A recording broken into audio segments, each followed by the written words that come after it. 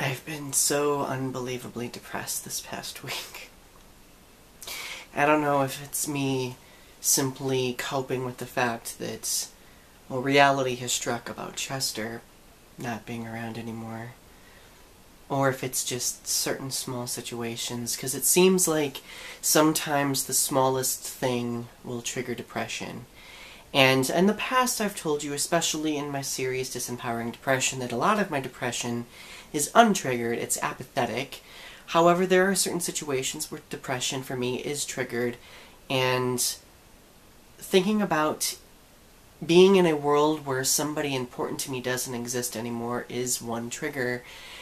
I've learned to cope with it, but at the same time I've also I continue to juggle with it day to day, but this has been a trigger for depression in my life since I was a kid, and it's one particular situation that triggers that I want to talk about, and it's the feeling of me feeling like I am in this bubble of time where everybody is existing outside of me and I am just in this bubble cut off from everyone else.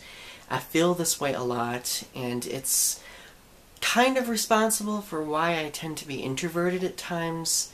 It used to cause a lot of depression when I was a kid because I would invest so much awe and wonder in the people that I idolized, like actors or musicians, and I'd get so depressed that I could not be a part of their world because I felt as though I was in this bubble, whether it be connected to some feeling of insignificance or something else, I don't know, but regardless, it caused a significant amount of depression for me, and I'm noticing that it still exists, and I haven't had to really deal with this since I was a teenager, and I'm trying to think about how I coped with it back then, and I'm thinking now that maybe just talking about it will do the trick. That seems to be the resolving factor for a lot of my depression nowadays. So whenever I'm depressed about something like this, I ask myself, Donny, why are you feeling depressed? What is the cause of it, and what can you do to fix this type of thing? The truth is, accepting that I am a part of this world and that I'm not in a bubble, that I'm not walled off from everyone else. I mean, sometimes we build our own walls, right?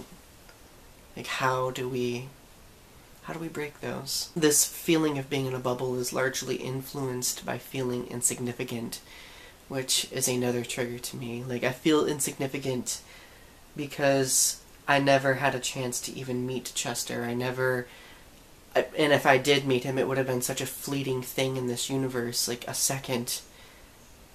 And it just makes me so sad to think that. But then I think about the fact that, I lived in a time in this world, in this universe, where Chester existed and lived. And maybe that itself should empower me, right? Maybe it is insignificance.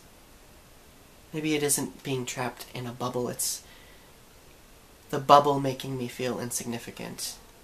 I've always felt insignificant.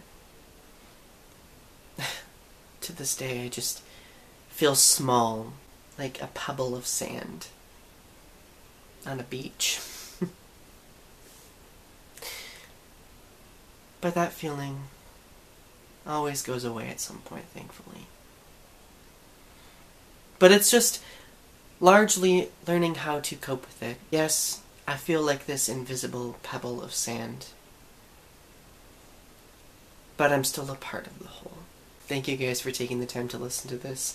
I appreciate you listening to me blab on about this kind of thing, because this kind of conversation cannot really be outlined, because it's coming straight from here, and straight from here.